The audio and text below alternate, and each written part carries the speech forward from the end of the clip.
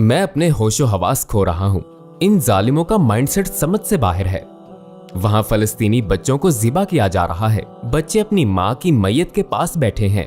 बिजली काट दी गई है, ना खाना है ना पानी। इमारतें तबाह हो चुकी हैं। कुछ लोग बमबारी के खौफ से रात सड़कों पर गुजार रहे हैं। वो बेबस हैं।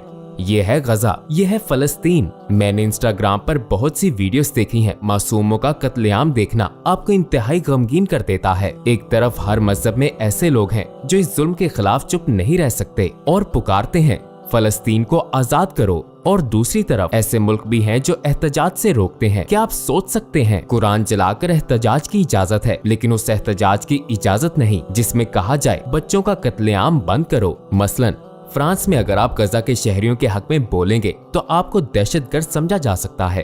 अगर आप जर्मनी में एहतजाजी वॉक करना चाहें तो आपको जिला वतनी की धमकी दी जाती है। क्यों? क्या ये झूठ है?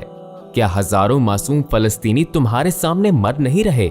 क्या ये कोई मूवी है जो दुखी फलस्तीनी माएं हम देख रहे हैं? क्या वो हॉलीवुड की अदाकाराएं हैं? क्या तुम हजारों सोशल मीडिया अकाउंट्स पर पाबंदी लगा रहे हो? वो बस फलस्तीन का दिफा करते हैं। हमास से उनका कोई ताल्लुक नहीं होता। तुम उन्हें क्यों खामोश करते हो? तुम कहते हो कि मगरिब में फ्रीडम ऑफ स्पीच, राय देने की आजादी है। नहीं, तुम्हें सिर्फ अपनी राय की आजादी चाहिए। मैंने अभी एक न्यूज रिपोर्ट पढ़ी। अमेरिकी सेनेट ने इसराइल की हमायत में वोट दिया। क्या आपको मालूम है 97 मेंबर्स में से कितनों ने कहा कि हमें इसराइल की हमायत नहीं करनी चाहिए? 0। क्या किसी एक शख्स का भी ज़मीर जिंदा नहीं?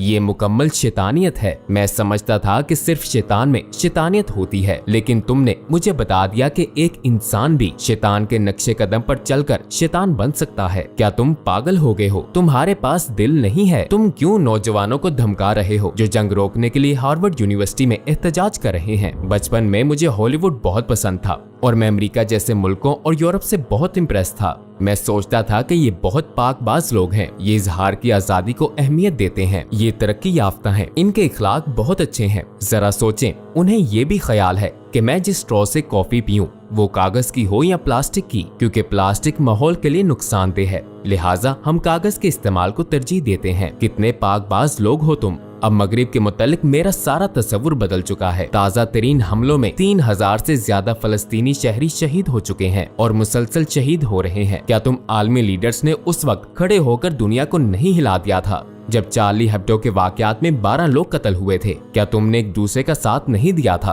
क्या वो 12 लोग इंसान थे और ये 3000 लोग जानवर हैं? क्या इसीलिए तुम्हें उनकी परवाह नहीं? मगर नहीं, तुम तो बहुत हसास लोग हो। जानवरों के भी हकूक का ख्याल रखते हो। अगर मुसलमानों ने 3000 जानवर कत्ल किए होते तो तुम उन्हें कुचल डालते। ये तो 3000 इंसान हैं। अगर तुम्हें हम पर यकीन नहीं है तो जाओ इंटरनेशनल इदारों के अदादो-शुमार देखो। क्या ये सारे अदादो-शुमार झूठे हैं? क्या इन तड़पते लोगों की वीडियोस हॉलीवुड में बनाई गई हैं या ये प्रोफेशनल अदाकार हैं? ओ, मैं तो भूल ही गया, तुम लोगों को कंट्रोल करना जानते हो। तुम पर्ल हार्बर जैसी मूवीज बनाते हो। तुमने एटमी बम गिराए। तुमने 2 लाख लोगों को कत्ल किया, मगर फिर भी मासूम बने हुए हो। हमारे बुजुर्ग एक चिड़िया का किस्सा सुनाया करते थे। नमरूद पहाड़ों जितनी ऊंची आग जलाता है। वो इब्राहिम अलैहिस्सलाम को जलाना चाहता है। उस वक्त एक चिड़िया पानी का एक कतरा लेकर आई। लोगों ने चिड़िया से पूछा, क्या इतनी बड़ी आग पानी के एक कतरे से बुझ जाएगी? तुम्हारी मेहनत बेकार है। चिड़िया ने जवाब दिया, मुझे मालूम है ये नहीं बुझेगी, लेकिन मैं ये बताना चाहती थी कि मैं किसकी तरफ हूँ। जब मैं मगरिब की बात करता हूँ तो सबकी मजम्मत नहीं करता। मैं ऐसे लाखों लोगों, यहूदियों, ईसाइयों, एथियस्ट को देखना चाहता हूँ जो इस नस्ल कशी के खिलाफ खड़े हैं, लेकिन जो इन हमलों की हमायत करते हैं या जो खामोश रहते हैं। इन बच्चों का खून उनकी गर्दन पर है।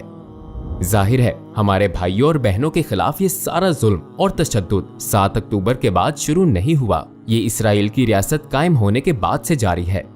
आज इसे 75 साल हो गए और अभी भी हर साल इसराइल की जानब से फलस्तीनियों के कत्लेआम की खबरें मिलती हैं।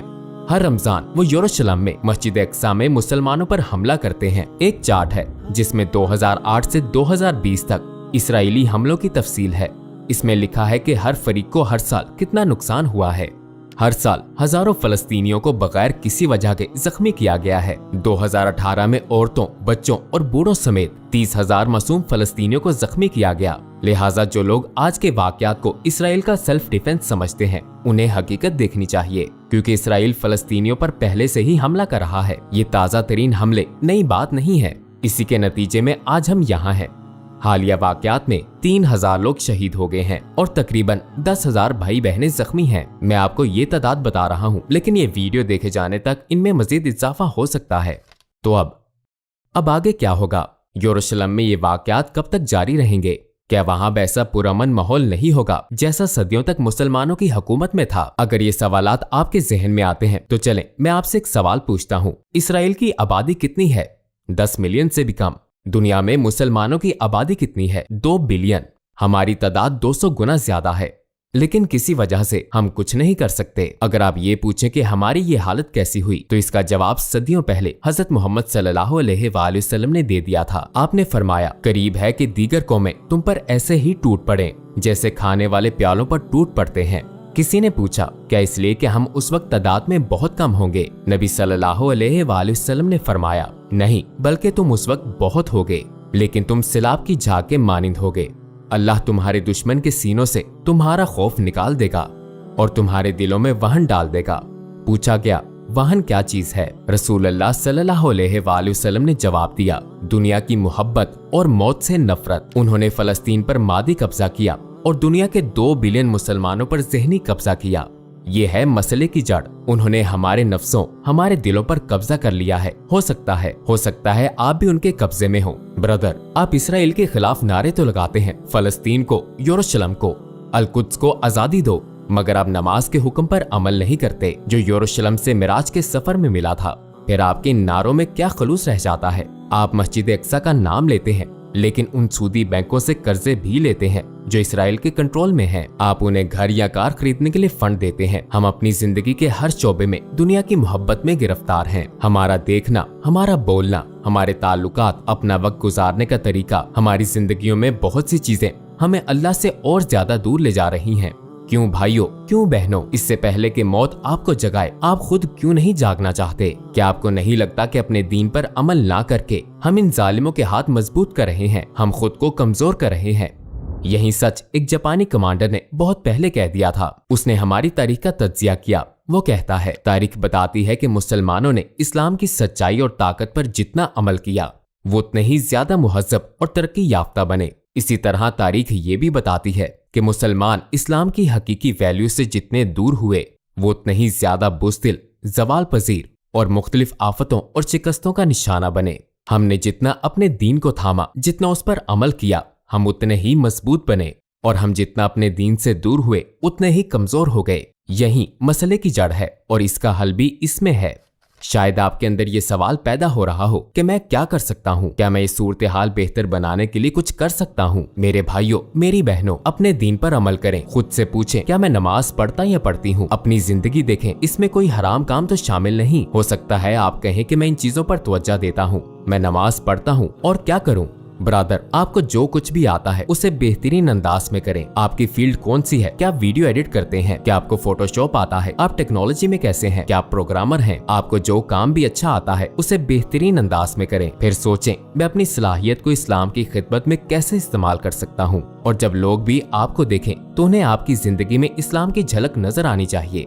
क्या आपके आसपास इस्लाम को झुटलाने वाले लोग हैं? इस बारे में सोचें। अगर कोई कहे कि इस्लाम उन्हें समझ नहीं आता, तो क्या मैं उसे जवाब दे सकता हूँ? क्या मैं साबित कर सकता हूँ कि इस्लाम सच्चा दीन है? अगर आपका जवाब भरपूर हाँ में नहीं है तो फिर ये एक मसला है। मैं ये नहीं कहता कि आप पुराने जमानों की तरह इल्म की तलाश के सफर पर निकल जाएं। मसलन हमने यहाँ एक YouTube चैनल शुरू किया है। हर रोज हम लाखों लोगों के दिलों को छूते हैं।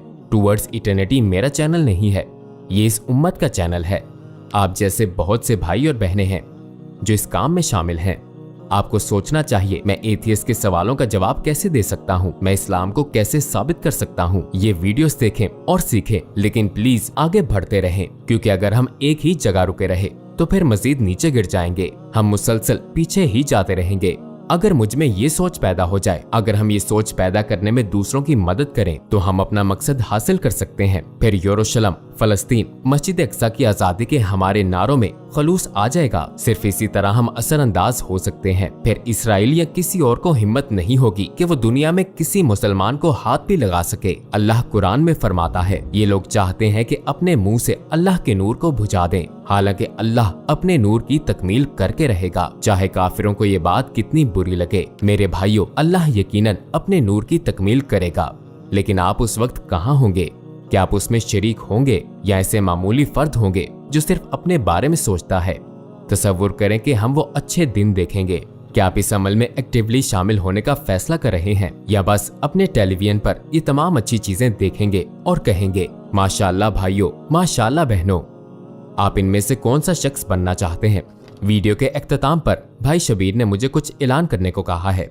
ऐसे बहुत से भाई और बहनें हैं जो कुछ करना चाहते हैं, जो दावा देना चाहते हैं, जो इस्लाम के बारे में सीखना चाहते हैं। और हमारे बहुत से प्रोग्राम्स, दावा स्कूल्स हैं, कुछ ऑनलाइन हैं और कुछ कायम हैं। अगर आप अपनी इस्लामी मालूमात बेहतर बनाना और इस टीम का हिस्सा बनना चाहते हैं तो आप टूवर्ड्स इटर्निटी के इंस्टाग्राम अकाउंट से या फिर व्हाट्सएप से हमें एक मैसेज भेज सकते हैं।